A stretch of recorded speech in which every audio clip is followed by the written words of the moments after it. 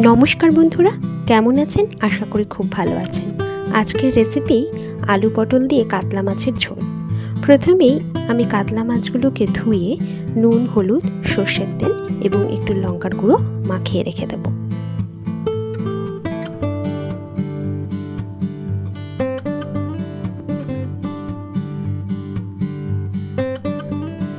গরমের দিনে কিন্তু আলু পটল দিয়ে মাছের ঝোলটা খেতে খুবই ভালো লাগে। ভালো করে ম্যারিনেট করে আমি আধ ঘন্টা রেখে দিয়েছি। এই রান্নাটি করতে আমাদের লাগছে আলু আর পটল। এখানে আমি একটা আলুকে লম্বা করে কেটে নিয়েছি, একটা বড় আলু নিয়েছি, আর তার সাথে নিয়েছি পটল। এখানে 4টে পটল আমি কেটে রেখেছি টুকরো টুকরো করে। প্রথমে কড়াইতে দিয়ে দিলাম সর্ষের তেল। সর্ষের তেলটা গরম হলে এর মধ্যে মাছের পিসগুলো দিয়ে দেব। মাছগুলোকে কিন্তু খুব কড়া করে ভেজে নেব।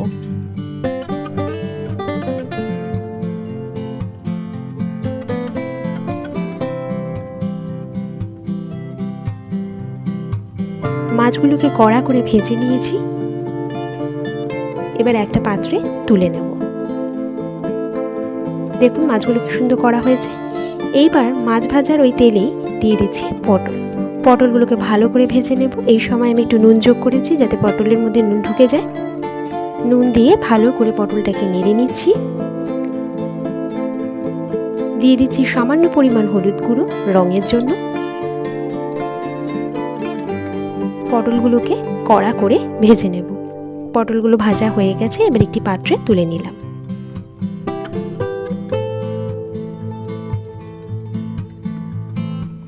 ওই তেলেই এবার দিয়ে দেব কেটে রাখা আলুগুলো।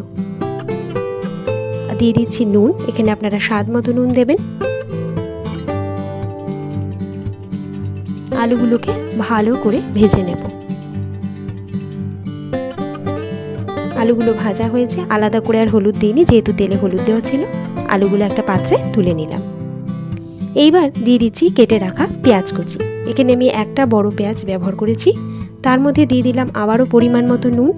ভালো করে পেঁয়াজটাকে নুনের সাথে মিশিয়ে নিচ্ছি। ভালো করে পেঁয়াজটাকে ভেজে নেব। পেঁয়াজটা হালকা ভাজা হয়ে গেছে। এবার এর মধ্যে দিয়ে দেব কেটে রাখা টমেটো। এখানে আমি একটা টমেটো কুচি ব্যবহার করেছি।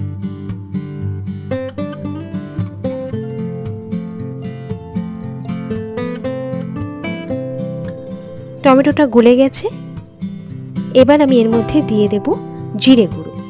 এখানে আমি হাফ চামচ জিরে গুঁড়ো দিয়েছি, হাফ চামচ ধনে গুঁড়ো দিয়েছি। তার সাথে দিয়ে দিলাম লঙ্কার গুঁড়ো। এখানে আমি হাফ টেবিল চামচ লঙ্কার গুঁড়ো দিয়েছি, আর দিলাম সামান্য পরিমাণ হলুদ গুঁড়ো। ভালো করে মশলাটাকে মিশিয়ে নিচ্ছি। মশলাটাকে ভালো করে কষিয়ে নিচ্ছি। মশলা থেকে তেল ছেড়ে এসছে। এবার এর মধ্যে ভেজে রাখা আলু আর পটল দিয়ে দেব। আলু পটল ভালো করে মশলার সাথে কষিয়ে নিচ্ছি। আলু পটল কষানো হয়ে গেছে। এবার এর মধ্যে দিয়ে দেব পরিমাণ মতো জল।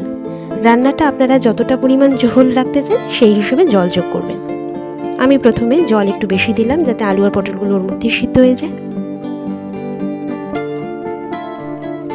এবার বেশ কিছুক্ষণ এটাকে ফোটাবো। ঝোলটা ফুটে উঠেছে। এবার আমি এর মধ্যে দিয়ে দেব ভেজে রাখা মাছগুলো।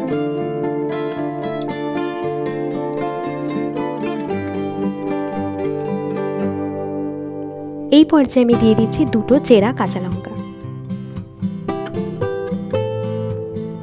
ভালো করে ঝোলটাকে ফুটিয়ে নিচ্ছি। ঝোলটা ফুটে গেছে এবং অনেকটাই কমে এসেছে। এই পর্যায়ে আমি নামিয়ে নেব। তৈরি হয়ে গেল আমাদের আজকের রেসিপি আলু পটল দিয়ে মাছের ঝোল। রেসিপিটি ভালো লাগলে অবশ্যই চ্যানেলটি সাবস্ক্রাইব করে পাশে থাকবেন।